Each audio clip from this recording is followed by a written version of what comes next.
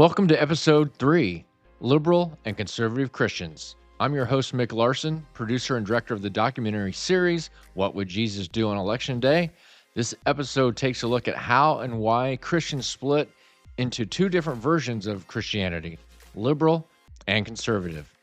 As your host, I'll be introducing you to the professors, authors, journalists, and theologians that help contribute to the documentary series. Don't forget you can watch the documentary series for free online at www.jd.vote. That's whatwouldjesusdo.vote. All right, let's get started with episode 3. The first voice you'll hear is Craig Prentice. He's a professor of theology and religious studies at Rockhurst University in Kansas City. What determined the difference between liberal and conservative Christians in the American context, and really the European context, had to do with the degree to which one wanted to hold Scripture and the traditions of a particular church as the central authorities that guide one. So you go back all the way to the early 1800s and you see a figure like Schleiermacher in Germany that makes the claim essentially as he's looking around and all of these things in traditional quote-unquote Christianity are being attacked. You've got the authority of Scripture. Scripture is written by human beings over time, and people start to figure out that, gosh, this thing contradicts that thing, and this thing doesn't look like it was even written by this person, and gosh, what are we doing? And all of a sudden this thing's pieced together by multiple authors, etc., etc. And people start looking at their churches, and their churches are functioning in ways that are hypocritical and problematic and upsetting people, and people are upset about the power structures, etc. So a guy like Schleiermacher comes in and says, hey, you know what? None of this stuff matters anymore. What really matters is what's in your heart, feeling. Okay, feeling is ultimately the determining feature.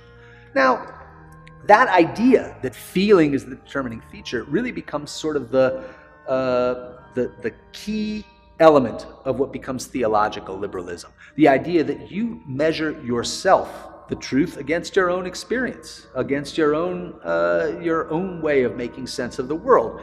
And at some level, to many individuals, that works really well. I mean, I would argue that most people were always doing that to some degree in the past, but to come out right out and say, hey, you know what, that just doesn't conform with my feelings and my way of making sense of the world, can obviously be quite threatening, right?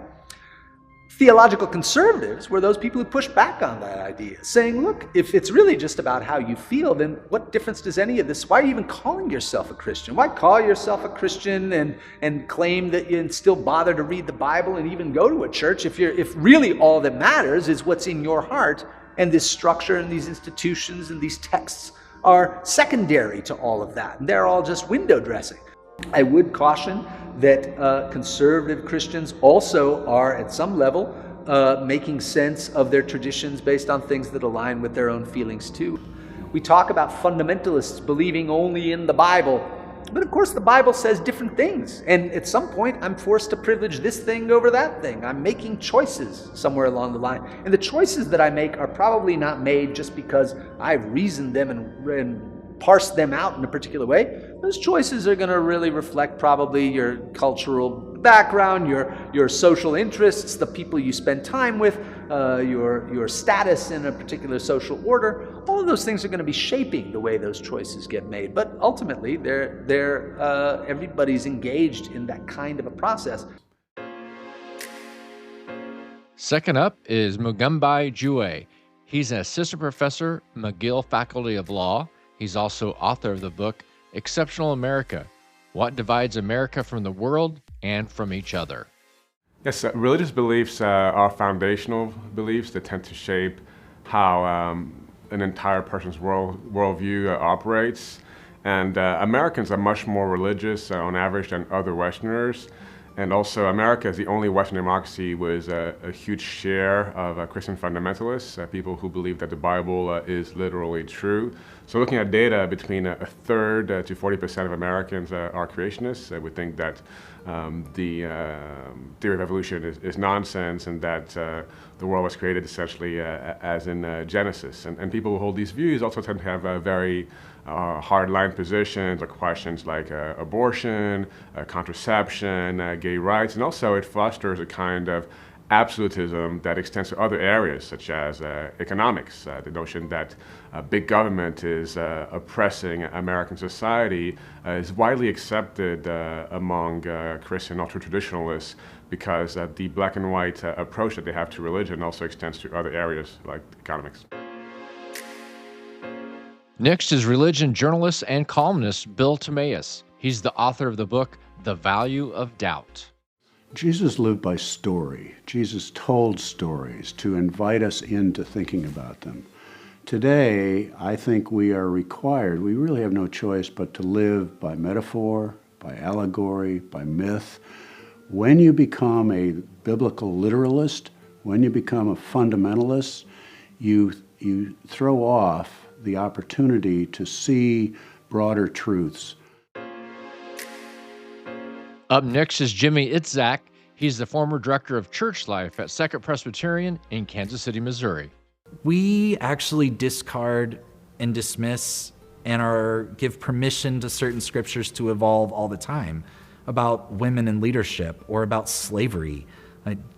Do a search on slavery in the Bible. Slavery is very well sanctioned, protected, guideline, not really condemned very harshly, almost at all. And we're allowed to let those scriptures evolve with the times as we grow, as we learn. Learning about the earth and the stars. And Galileo all of a sudden shows up on the scene and people called him a heretic because the Bible didn't say that the earth and the sun had this relationship. And science comes in and we're allowed to let our things evolve. All right, we are back with journalist Bill Timaeus.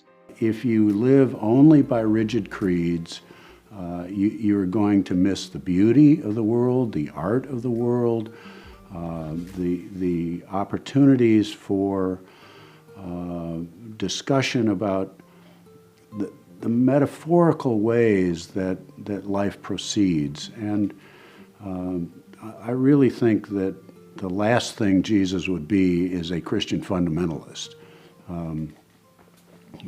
It's not to say that there were not and are not some things about which he's clear. You know, who is God? How do you treat neighbors? You know, there are some foundational truths for sure. And we're back with Jimmy Itzak.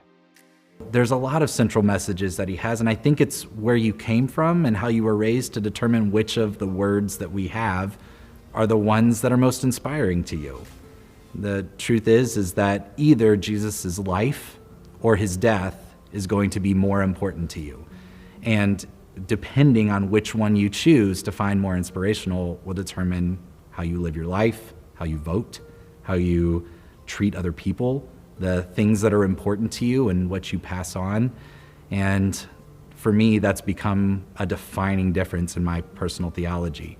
Is it more important how he lived or more important that he died? So if you grew up like I did in a conservative evangelical home, it was almost a daily conversation that we talked about Jesus' life, death, and resurrection, but primarily the fact that Jesus died and that Jesus rose from the dead. And that is quintessential conservative evangelicalism. It is this focus and this obsession with what is coming next. And there's an imminence to it. And so it doesn't matter if people are happy now, because this is all temporary. So make your sacrifices and give up. You don't get the right to be happy here because happiness is to come.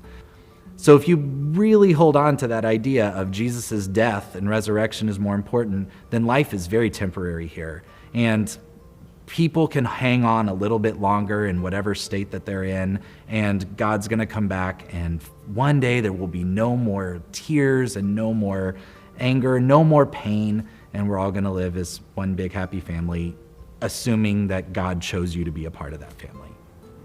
And so if you focus on the life of Jesus, you begin to see this counterintuitive way to treat people, because it's not, as Romans says, selfishly based. It's not selfish ambition that take what you can, get all you can. All of a sudden, Jesus talks about sacrifice for the betterment of others. He talks about quality of life. That is what intrigues me about the life of Jesus. And if you are more intent and focused on that, it's going to change the here and the now. It's going to change how you treat people. It's going to change how you react to the mistreatment of people. It's going to help you understand how to fight against injustice, oppressive systems. It's going to help you fuel this sense of mercy and seeing that life on earth is meant to be lived and experienced and celebrated. Up next is Rob Ryersey. Rob is the political organizer for the evangelical organization Vote Common Good.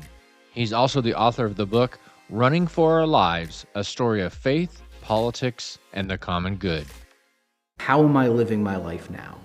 And you recognize hell can be something that people experience today and in this world. And I don't want to bring hell to this world. I want to bring heaven to this world. And that shifts your focus to, how I exist in the world, how I live today. And then the teachings of Jesus and the example of Jesus and how Jesus lived becomes much more important because we're trying to follow that example. Next is Professor J.H. McKenna. He's a senior lecturer, Department of Religious Studies at the University of California at Irvine. The idea of Jesus that people get also comes from their own interiority.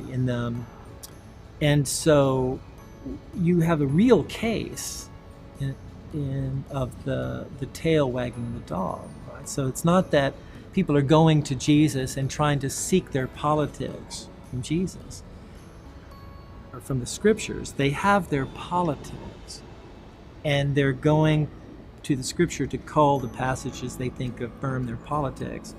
Or maybe even worse, they're molding their notion of Jesus into their particular political Jesus, right? So the American Jesus, it's an apt phrase in a way to say the American Jesus, right? The kind of Jesus that a certain type of American envisions.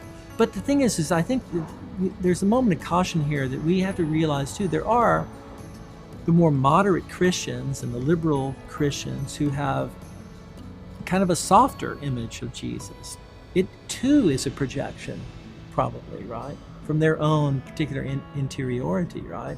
Religion burnishes what is already there in a person, right? So a kind person can become kinder. A mean person can become meaner with religion. And political people can become more political, more politicized in this way. But people, I think, project onto Jesus what they want him to be. And so it's another way of having an insight into the person you're speaking with. Tell me about Jesus.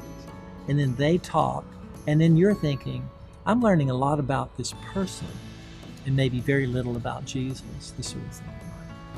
It might be a bit of a stretch for a far right-wing Republican to cast Jesus as a far right-wing Republican. He seems to have, in terms of the statements that were put into his mouth, what he actually said. I mean, he wrote nothing down. Let's keep that in mind. Others wrote for him. But the words that were put into his mouth seem to be in continuity with the Jewish prophets, who had a lot of warnings for the wealthy and a lot of sympathy for the poor. And those kind of statements are put into the mouth of Jesus too in the Gospels. Right? So it would be very difficult to turn Jesus into a Wall Street CEO type character just from his statements. But I think that people do that. Next is Edward J. Bloom. He is a professor of history at San Diego State University. He's also the author of the book, The Color of Christ, the Son of God and the Saga of Race in America. There are some connections to liberal Christianity today, conservative Christianity today, and the pro-slavery, anti-slavery war. And most of that is how they approach the Bible and how they approach Jesus. Are they word for word literalists, where, okay, if Jesus didn't say anything about slavery, therefore it's not bad, it's okay, you're a literal reading of the Bible. Those people were for slavery, they were okay with it. Conservative Christians today tend to want to read the Bible as literally as possible, word for word. Liberal Christians look for the ethics and the values and the morals in the stories of Christianity, in what Jesus had to say. So during the slavery debates, they looked for what are the ideas and the concepts here that Jesus trotted out? What are the narratives? And then how could we apply them to our very different circumstance? It's a recognition of our world is different than theirs. How do we map on his morals and ethics? So now fast forward to our time period, when something like abortion would come up, liberal Christians wouldn't look at the Bible and say, oh, thou shalt not kill, that's killing a baby, therefore it's wrong. Say, okay, abortion doesn't come up in the Bible. What are the ethics here? What are the values? How did Jesus deal with, these women who were in pain and suffered who came to him? Did he, condemn them? No, he didn't. And so they look more to that kind of fluidity and openness of how they read. And so I think there are some clear lines from the pro-slavery agenda to conservative Christianity today, and the anti-slavery agenda and how they approach Christianity to liberal Christianity today. Up next is Andrew Hartman. He's a professor of history at Illinois State University. He's also the author of the book, A War for the Soul of America, A History of the Culture Wars. Since the 60s, like how people interpret the 60s will tell you what their politics are. It's a sort of surefire barometer. If the 60s was a great time, a time of change, necessary change, a time of progress, then you're going to be a liberal, you're going to be on the left, you're going to vote Democratic. If the 60s, in your view, were a time when there was a moral decline in the country, which is how many people interpret it, when standards were raised, well, then you are going to be conservative, you're going to vote Republican. And certainly this is the appeal of Donald Trump's campaign slogan, Make America Great Again. When he first rolled that slogan out, I immediately thought about the 1960s, because immediately after the 1960s, many people were nostalgic for the 1950s, or sort of a idealized version of the 1950s. That's been a deep current in our culture ever since. And so the 60s, I think, did produce revolutionary changes at the cultural level, but then also become a myth in our culture that everyone has to position themselves for or against. If you think about the 1950s, if you're white and you're middle class, it's a pretty good time, especially if you fit in well in a traditional sort of lifestyle. Nuclear family was stronger in the 1950s than before and after. Church-going rates were incredibly high. But, if you're black, if you're gay, if you're a woman who doesn't want that traditional lifestyle, the 50s are not a good time. Up next is John Hibbing. John is Foundation Regents Professor of Political Science at the University of Nebraska. 60 years ago, a big issue was interracial marriage. A lot of states banned interracial marriage. A black person could not marry a white person. Now, that's not really an issue. But gay marriage was for a while. Even that's diminishing now. So I think the particular issue might change from decade to decade. But what doesn't change is that there are certain kinds of individuals that are reacting negatively to whatever the new issue is, the new lifestyle, the new approach that is bothersome to them. So the same kind of person who was bothered by interracial marriage 60 years ago was bothered by gay marriage and maybe transgender bathrooms today. So in that sense, I think you do see some commonality. It gets a little tricky because sometimes conservatives do want change.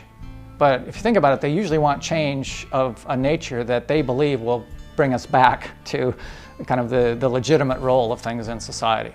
So maybe conservatives are the ones who are advocating for new federalism, take Ronald Reagan's phrase, where we're going to shift all the authority to state governments and away from Washington.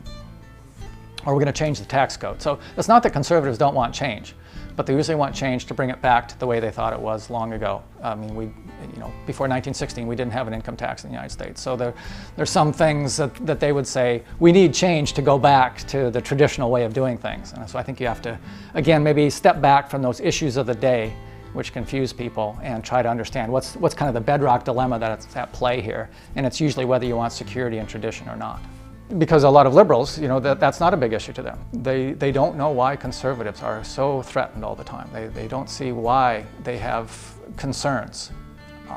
And conservatives can manifest those things in very different ways. Some of them are isolationist, and some of them are interventionists. And you say, well, so how can these deeper kinds of concepts that we're talking about be relevant when they have different manifestations? But I think in both of those cases, whether you want to build Fortress America and become secure that way, or whether you want to go get the bad guys before they come get us, you're still reflecting a real concern with security. And liberals, on the other hand, say, we don't really like either of those options because, look, those people in outgroups are just not as dangerous as you think they are. A lot of it comes back to security again, not to sound like a broken record here, but having guns is a way that we can be secure. We're going to stop that bad guy from doing something to us. And so liberals come back and say, look, there are a lot more gun deaths that occur because of accidents, people having guns around their house. And they need to realize that doesn't mean anything to conservatives. That's not what they're concerned with.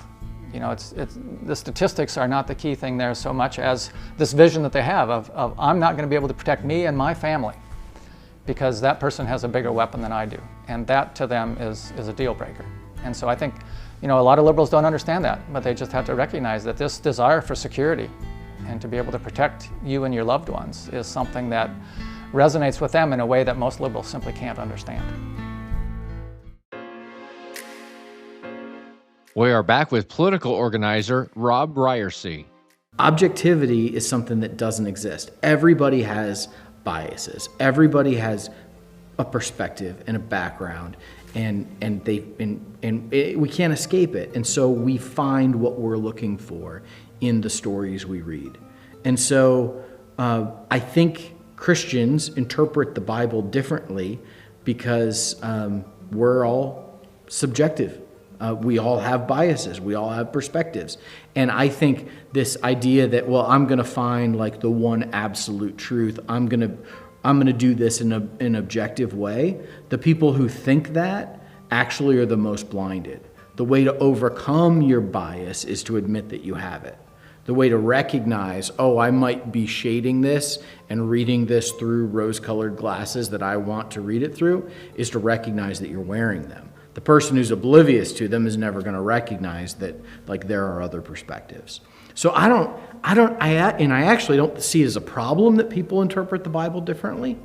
I actually think that helps us, that tension gives us a fuller understanding of things, and that we can actually find the truth in the tension of how we wrestle with the text. But when our approach is, here's the correct interpretation of the Bible, fill in the notes in your notebook, the blanks in your notebook, and just memorize it and you'll be good. That's not an approach that I think is helpful. I mean, I have been on both sides of this divide. I have been the conservative, white, Republican voting, Rush Limbaugh listening to, traditional conservative.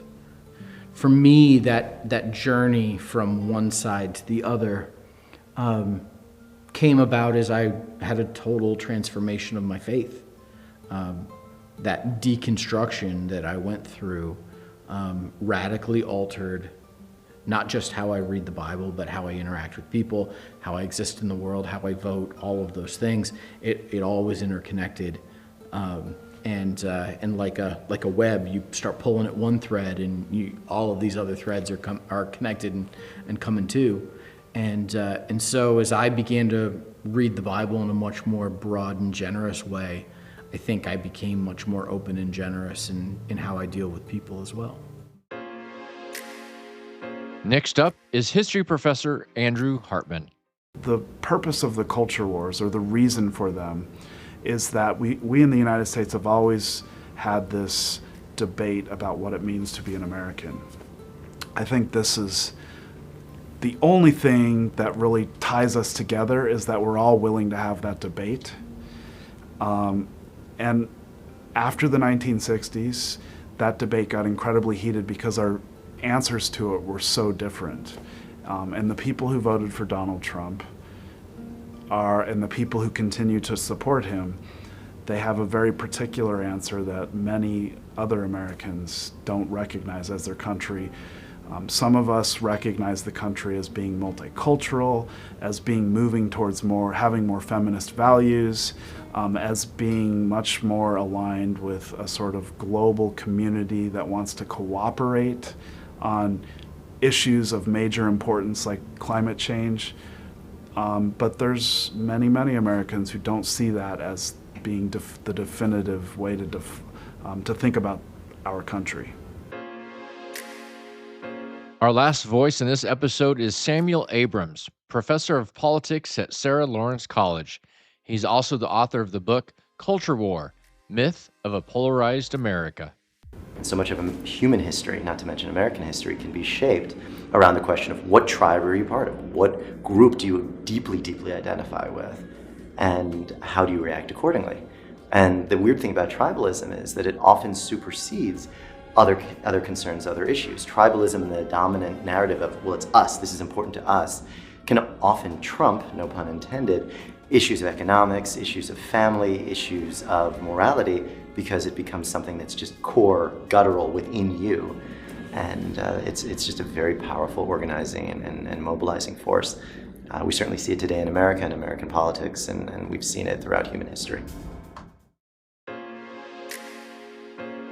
Well, that wraps up episode number 3. I hope you enjoyed some of the history and dynamics that go into the two main types of Christians in the United States, liberal and conservative Christians. I hope you'll join me for episode 4, entitled The Issues. The documentary takes a deep dive into the issues that separate liberal and conservative Christians. Don't forget you can watch the documentary series at wwjd.vote. Thanks and take care.